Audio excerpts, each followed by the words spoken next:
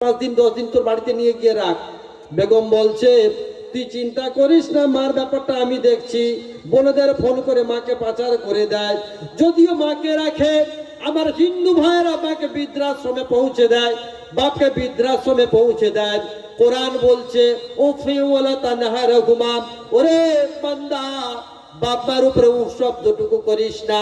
বাপ আর মা দুনিয়ার জমিনে একমাত্র নিয়ামত, তার বিকল্প দুনিয়াতে আর কিছু হয় না।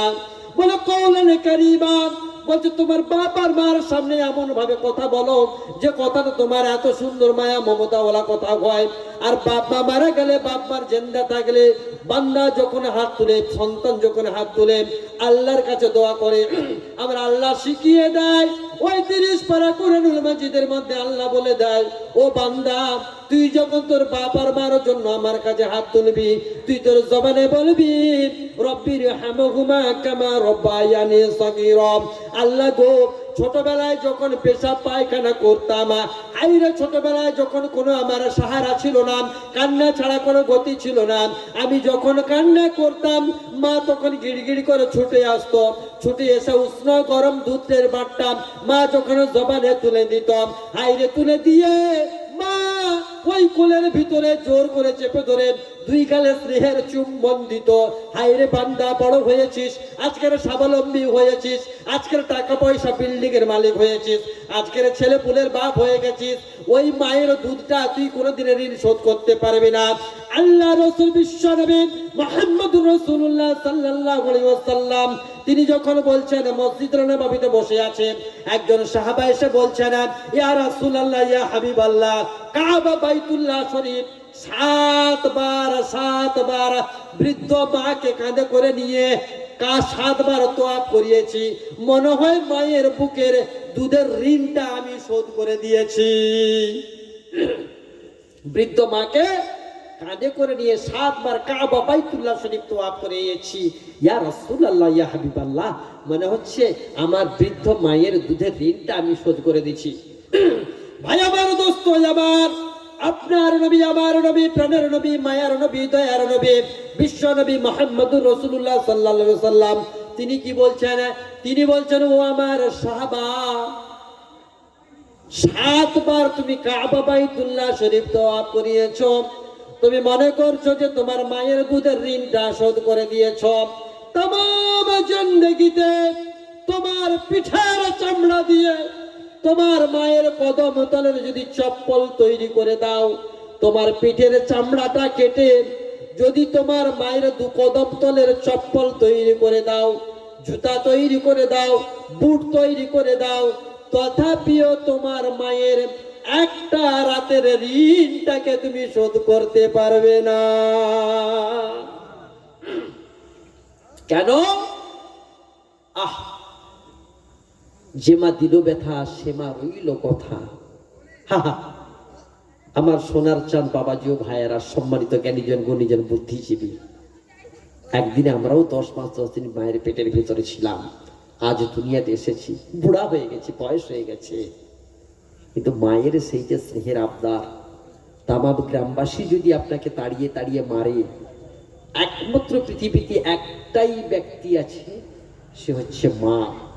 সারা পৃথিবীর মানুষ যদি আপনাকে শত্রু মনে করে, গ্রামবাসী শত্রু মনে করে, তাড়িয়ে নিয়ে যায়, রাজনৈতিক কারণে যদি সকালে মার্ডার করবার জন্য আপনাকে ছোটে ঘুরে নিজের জন্মদেওয়া ভাইও আপনার শত্রু হয়ে যায়, মা আঁচল খুব ঢাকিয়ে পায়ে ধরবি, আমার সন্তানকে বাঁচাও, আমার সন্তানটাকে তুমি মেরো না। সন্তানের জন্য মা জীবন দিয়ে দেয়। জোরে বলবেন না সুবহানাল্লাহ।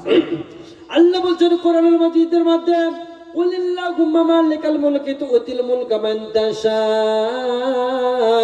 ওয়া তানজিউল মুলকা মিম্মান তাশা ওয়া তুইজ্জু মান তাশা ওয়া তুযিল্লু মান তাশা বিয়াদিকাল খায়র ইন্নাকা আলা কুল্লি শাইইন কাদির তুলিজুল লাইলা ফিন নাহারি ওয়া তুলিজুল নাহারা ফিল লাইলি ওয়া তুখরিজুল হাইয়া মিনাল মাইয়িতি ওয়া তুখরিজুল মাইয়িতা মিনাল হাইয়্যি ওয়া তারযুকু মান তাশা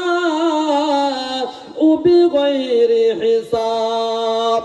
আল্লাহ বলছেন বান্দারে, দুনিয়ার জমিনে অমাবস্যার অন্ধকারের বুক চিরে আমি কি করি, সকালবেলায় রবি শশী আমি কি করি, সূর্যকে উদিত করাই, আবার দিনের বেলা ঝলমলে আলোকের মাঝখান থেকে আমি অন্ধকারকে নামিয়ে আনে, রাতের বুক চিরে দিনকে নিয়ে আসি, আর দিনের বুক চিরে রাতকে নিয়ে আসে। ও দুনিয়ার জমিনের মানুষেরা, তোমরা যদি বিচক্ষণে জ্ঞানী হও, তোমরা বুঝে নাও, কোরআন বলছে ইন্নামা ইয়াতাযাক্কারু উলুল আলবাব। কোরআন হচ্ছে জ্ঞানী বিচক্ষণ বিশিষ্ট বুদ্ধিজীবী চিন্তাশীলদের জন্য। কোরআন হচ্ছে নসিহাত স্বরূপ, দৃষ্টান্ত স্বরূপ। হাইরে হসপিটালের বেডে, নার্সিং হোমের বেডে স্বাস্থ্য সাথী কার্ড নিয়ে ছুটে গেছিস, ছুটে গিয়ে স্ত্রীকে সিজারের করাচ্ছিস, বল ডাক্তার বলছে সম্ভবত সিজার করতে হবে না, আপনার বাচ্চার ওয়েটটা কম রয়েছে, 2 কিলো 400 রয়েছে, সম্ভবত নর্মালে হয়ে যাবে। হাইরে আপনি তো বসে আছেন বাইরে, আত্মীয় স্বজন পাড়া প্রতিবেশী নিয়ে বসে আছেন, স্ত্রী মৃত্যুর সঙ্গে পাঞ্জা লড়ছে, মা মৃত্যুর সঙ্গে পাঞ্জা লড়ছে, বাচ্চাটা প্রসব বেদনায় হতে হতে বাচ্চাটা জন্মগ্রহণ করলো, কিন্তু মা দুনিয়ার জীবন ছেড়ে চলে গেল।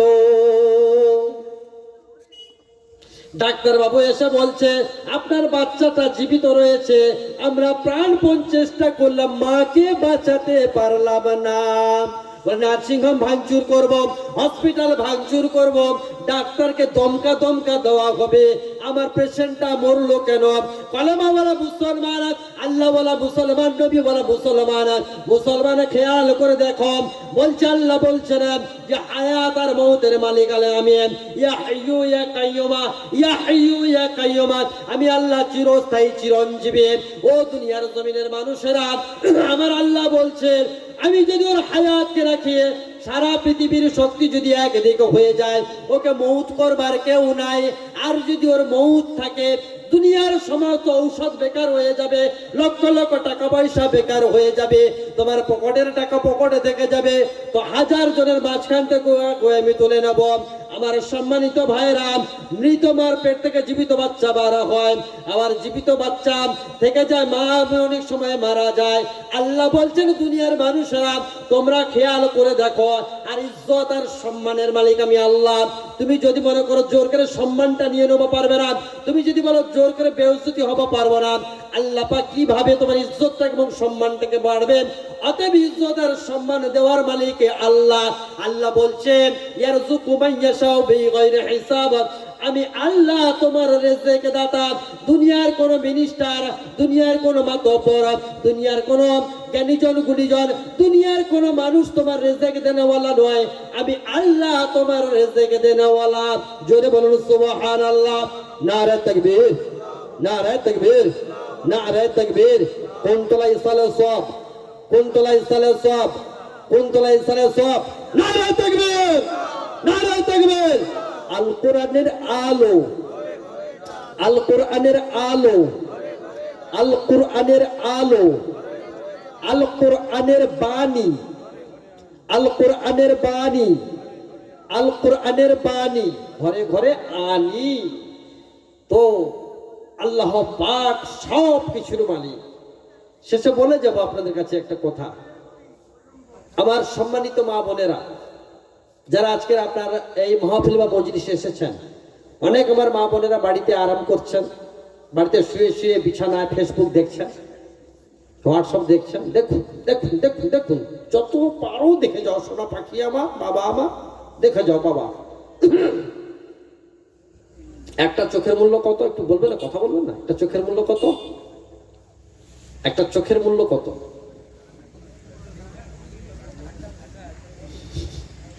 একটা চোখের মূল্য কত? জন্মসূত্রে, জন্মসূত্রে দুটো চোখ আমরা ভালো পেয়েছি। কর্ণপটহ কানের ভিতরে আছে, দুটো কান আমরা ভালো পেয়েছি জন্মসূত্রে। মায়ের পেট থেকে যে এসেছি আমরা, জিহ্বাটা, দুটো ঠোঁট সুন্দর আমরা পেয়েছি। আল্লাহ বলছে বান্দা, লাইন শাকারতুম লাযীদান্নাকুম ওয়া লাইন কাফারতুম ইন্না আযাবি লাশাদীদ। অন্যত্র আল্লাহ পাক বলছেন সুম্মা লাতুসআলুন্না ইয়াওমা ইযিন আনিন নাঈম, পুনর্বার জিজ্ঞাসিত করা হইবে তোমাদের নিয়ামত সম্পর্কে। এক ফোঁটা সুশীতল সুমিষ্ট ঠান্ডা পানির বিনিময়ে ময়দানে মহাশারে তোমার তামাম জিন্দেগির নেকিটাকে নিয়ে নেওয়া হবে। পরে বান্দা, ওগো আল্লাহর বান্দি, তোমাকে আল্লাহ ভালোবাসে।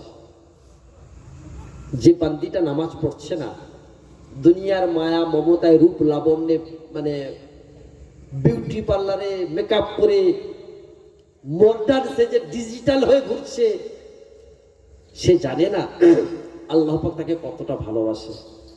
আপনি নামাজ পড়ছেন না, সুদ খাচ্ছেন, গীবত করছেন, চুগলামি করছেন, আপনি জানেন না আল্লাহ পাক আপনাকে কতটা ভালোবাসে। আপনি যদি জানতেন যে আল্লাহ পাক আপনাকে কতটা ভালোবাসে, আপনি আল্লাহর ইশকে, আল্লাহর মহাব্বতে চোখ ফেটে পানি বার হতো। ওর মৌলানা সাহেব কি করে হয়, আমি তো নামাজই পড়ি না, রোজা তো রমজান মাসে রাখি না, অ্যাসিডের খুব উৎপাত হয়, রোজা রাখলেই অ্যাসিড বুক জ্বালা করে। সারাদিন চৈত্র মাসে রোদে না খেয়ে থাকা বলুন সহ্য করা যায়? সম্ভব? চেষ্টা করি কিন্তু পারছি না। কুরবানির সময় কি করে বলুন, 12 মাসে যা ডাক্তারের অসুখ বিসুখ কোর্টে কেস চলছে, কি করে কুরবানি দেবো বলুন? সম্ভব কি? সাদকা মাসে 200 টাকা কি 100 টাকা সাদকা বলে, কি করে সম্ভব বলুন তো? ফোনে রিচার্জের দাম যা বেড়েছে, গ্যাস বিজলির বিল, কি করি? আপনি বলছেন ঠিক আছে, কিন্তু ভাই কিছু কিছু জিনিস আছে যে জিনিসগুলো আপনার লাইফ, আপনার জীবনে কার্যকারিতা এসে যাবে। আল্লাহ পাক যে নিয়ামতগুলো আমাদের দিয়েছেন, আল্লাহ পাক আমাদেরকে ভালোবাসেন বলে আজও পর্যন্ত আল্লাহ পাক দুনিয়াতে আমাদের রেখেছেন। জোরে বলবেন না? মহাব্বত করে বলে আল্লাহ পাক আমাদের দুটো কিডনি, লাংস, হার্ট, শরীরের ভিতরে যে অর্গানগুলো রয়েছে, অন্ধকার কুঠিরে যে অর্গানগুলো আছে, আমাদের কার কি অবস্থা অর্গানের আমরা জানি না, কিন্তু আল্লাহ পাক জানেন। আমাদের সুস্থ রেখেছেন, হাঁটা চলার তৌফিক দিয়েছেন, নামাজ পড়ার তৌফিক দিয়েছেন, বসে বসে শোনার তৌফিক দিয়েছেন। ভালোবাসেন বলে আমাদের আল্লাহ পাক রেখেছেন, এর শুকরিয়া আদায় করে শেষ করা যাবে না।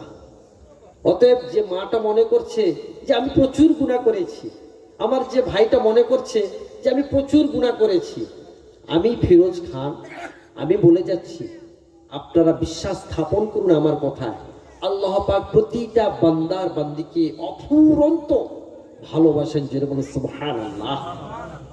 আল্লাহ পাক সবসময় বলছেন গাফুর রহিম, আমি বান্দাকে গুনাহকে ক্ষমা করতে বড় ভালোবাসি।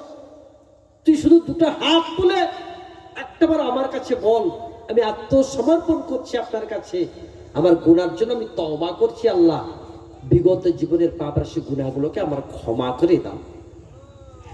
মায়ের হাতে পায়ে যদি ধরি, একবার লাচ্ছিটি দেবে, দুবার দিবে, তিনবার দিবে, চারবার দিবে, পাঁচবার বলবে আচ্ছা যা যা তো ক্ষমা করে দিয়েছি। শিক্ষকের কাছে, বিডিও সাহেবের কাছে, এমএলএ সাহেবের কাছে, এমপি সাহেবের কাছে, মিনিস্টার সাহেবের কাছে, মোড়ল সাহেবের কাছে, নেতা সাহেবের কাছে একবার, দুবার, তিনবার, চারবার, পাঁচবার, ছবার গেলে তার হৃদয়টা খুশি হয়ে যায় যে বারবার আমার কাছে আছে, যা এই কাজটা করে দিই। দুনিয়ার মানুষ যদি এত দয়াশীল হয়, তাহলে দুনিয়ার মানুষকে যিনি সৃষ্টি করেছেন তিনি কতটা দয়াশীল, যে টাইমে টাইমে বর্ষাটা দিলে আমরা চাষ করছি, টাইমে টাইমে রৌদ্রতা দিলে পৃথিবীর শাকসবজি যত তরুলতা বৃক্ষ রয়েছে সব খাদ্য তৈরি করে বেঁচে রয়েছে। বলুন না, যদি একটা মাস সূর্যের আলো যদি না আসে, বেশি না 1 সপ্তাহ যদি সূর্যের আলো না আসে, প্লান্ট এই গাছগুলো থাকবে? থাকবে না, শস্যগুলো থাকবে না। তাহলে প্রত্যেকটা জিনিস, একটা চাল, চয়াকার ল, একটা চাল বান্দার মুখে উঠার জন্য ওই চালটার পিছনে 999টা মখলুক আল্লাহ পাক লাগিয়ে রেখেছে, যাতে ওই চালটা দুধ থেকে শক্ত হয়ে চালে রূপান্তরিত হয়ে ভাত হয়ে আপনার খাদ্যনালীতে যায়। সেই জন্য 999টা মখলুক একটা চালের পিছনে মেহনত করছে। একটাই কারণ, ওমা খলাকুতুল জিন্না ওয়াল ইনসা ইল্লা লিয়াবুদুন। বান্দারে আমার নিয়ামতগুলো ভোগ করবি, বিনিময়ে আমার ইবাদত বন্দেগী করবে, অন্য কোনো উদ্দেশ্য নাই, অন্য কোনো কিছুই নাই।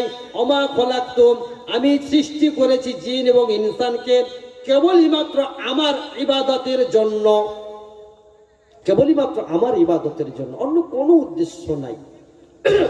আর এখন তো মানুষ যে হারে মৃত্যু হচ্ছে, যে হার্ট অ্যাটাকটা বেশি মানুষ মরছে, তাহলে ইয়ং জেনারেশন যারা আমরা বর্তমান পড়াশোনা করছি, খেলাধুলা করছি, জানবেন আপনি একটু ভালো করে একটু লক্ষ্য করে দেখেন, যে গাছে যত ফল থাকে সে গাছের ডাল তত ধেপে যায়। বড় বড় বিজ্ঞানীরা ইসলাম গ্রহণ করছে, বড় বড় চিন্তাশীল ব্যক্তিরা নামাজ পড়ছে। আপনি ভাবতে পারবেন না, এত বড় একটা 7-8টা কোম্পানির মালিক, সে ওই মসজিদের চারখানে বসে হাউ হাউ হাউ হাউ করে কাঁদছে। বাদশাহ শাহজাহানের দরবারে একটা ফকির এসছে, বাদশার কাছে কন্যা দেয় সাহায্য আনতে, বাদশার কাছে কন্যা দেয় সাহায্য আনতে। বাদশাহ যখন দেখে মসজিদের ভিতরে একটা হাউ মাউ করে কান্নাকাটি করছে, এ ফকির দাঁড়িয়ে দাঁড়িয়ে মনে মনে করছে, আমি যার কাছে চাইতে এসছি সে আবার কার কাছে চাইছে। ও ফিরে চলে যাচ্ছে, বাদশাহ শাহজাহান বাড়িয়েছে, এই দাঁড়াও, কোথায় আসছিলে? না হুজুর, আপনার কাছে আসছিলাম। কেন? আমি যে জন্য আসছিলাম আমার প্রয়োজন মিটে গেছে। আরে কি জন্য এসেছিলাম, কি প্রয়োজন মিটে গেছে তোমার? বলছে হুজুর, আসছিলাম আমার কন্যা দেয় কিছু সাহায্য চাওয়ার জন্য আপনার কাছে আমি এসেছিলাম। তারপরে আমি দেখছি আপনি একজনের কাছে চাইছেন, আপনি একজনের কাছে কান্নাকাটি করছেন। আমি পিছনে দাঁড়িয়ে দাঁড়িয়ে মনে করলাম, উনি যার কাছে কান্নাকাটি করতে চাইছে, আমি বাড়িতে যাই, আমি তার কাছে কান্নাকাটি করে চাইবো। জোরে বলবেন না সুবহানাল্লাহ। ওই জন্য আমি ফিরে যাচ্ছি, ওই জন্য আমি ফিরে যাচ্ছি। তো কথা হচ্ছে কি, এই দুনিয়াদারি করতে গিয়ে আমরা অল্প 60-70 বছরের জিন্দেগি, এই জিন্দেগিটা যেন আমরা নষ্ট না করে দেই। হযরত আবু বকর সিদ্দিক রাদিয়াল্লাহু তাআলা আনহু, তিনি আল্লাহ রাসূল বলছে, হে আমার সাহাবাগণ, আগামীকাল যার কাছে যা কিছু রয়েছে সব আমার মসজিদে এনে হাজির করবে, আমার সব মসজিদে এনে হাজির করবে।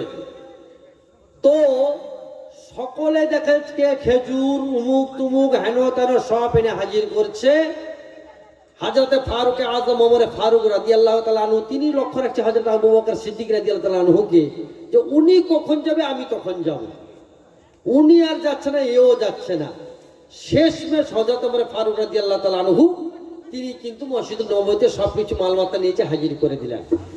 হযরতে আবু বকর সিদ্দিক রাদিয়াল্লাহু তাআলা আনহু, তিনি সকলের শেষে গেলেন। সকলের শেষে যেতে আল্লাহ রাসূল বলছেন, হে আবু বকর, তোমার আসতে এত দেরি হলো কেন বাবা? বলো হুজুর, আমার বাড়িতে যাবতীয় যা কিছু ছিল সব জিনিসটা আমি কিন্তু জোগাড় করে নিয়েছি, একটা জিনিস পাচ্ছিলাম না। আমি আর আমার মেয়ে আসমা রাদিয়াল্লাহু তাআলা আনহা, সেই জিনিসটা খুঁজতে এত সময় গেল, বাধ্য হয়ে সেই জিনিসটা নিয়ে আপনার কাছে নিয়ে এসেছি।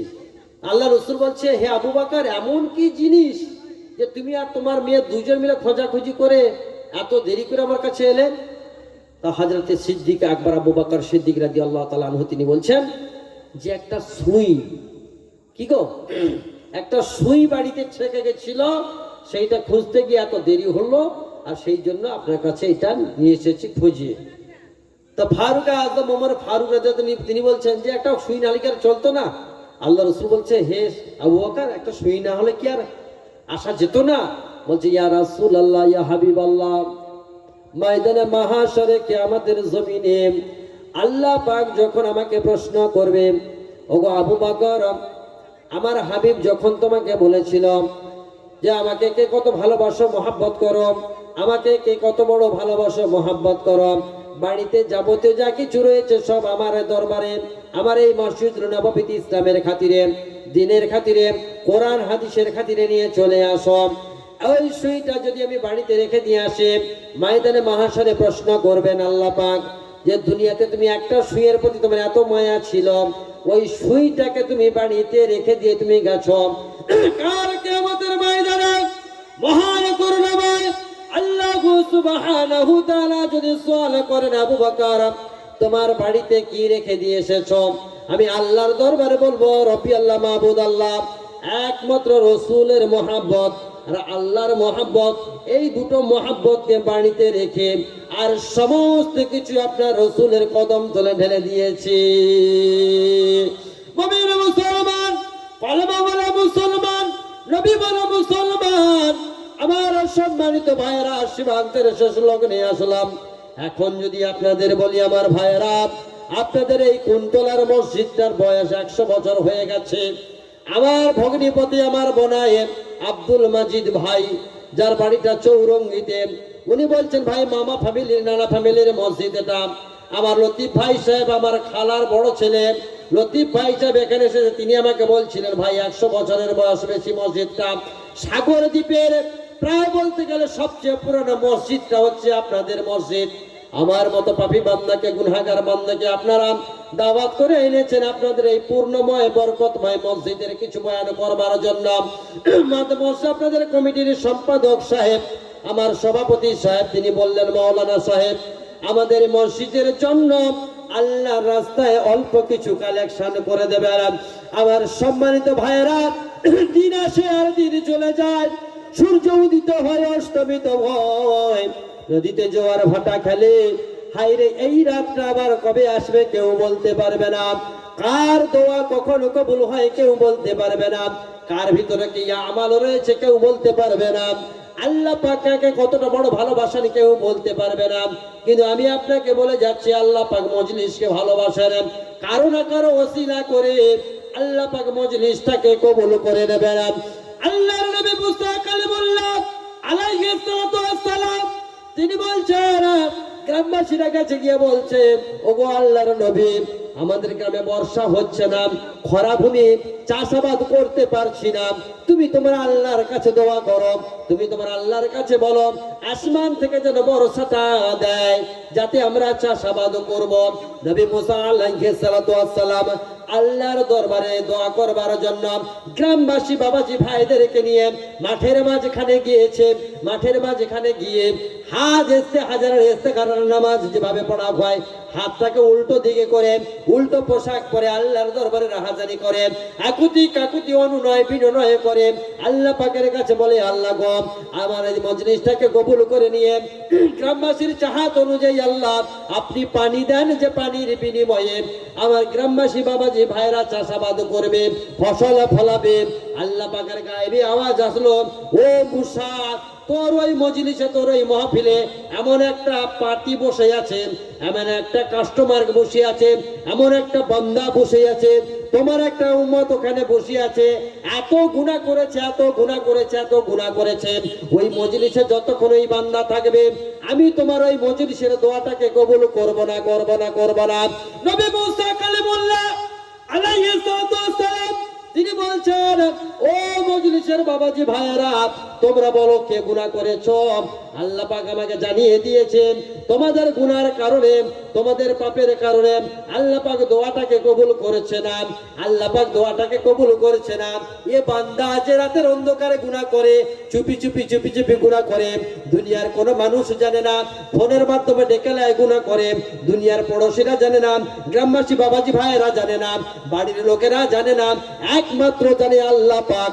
এ বান্দা তখন মনে করছে, মজলিসে যদি গুনাহ করে বসে থাকি, মুসা যদি জানতে পারে, এরপরে যদি তওবা না করি, যদি আল্লাহ পাক নামটা যদি বলে দেয়, মুসা যদি হাউসে আমার নামটা প্রকাশ করে দেয়, হায়রে মান সম্মানটা তো আমার চলে যাবে, সকাল বেলায় আর গ্রামে বার হতে পারবো না, পারবো না, পারবো না। মুসা নবী আলাইহিস সালাতু ওয়াস সালামের কথা শুনে ওই বান্দা আল্লাহর দরবারে বলে, আল্লাহ মাবুদ পরওয়ারদিগারে আলম, আসমান জমিনের মাবুদ আপনি আল্লাহ।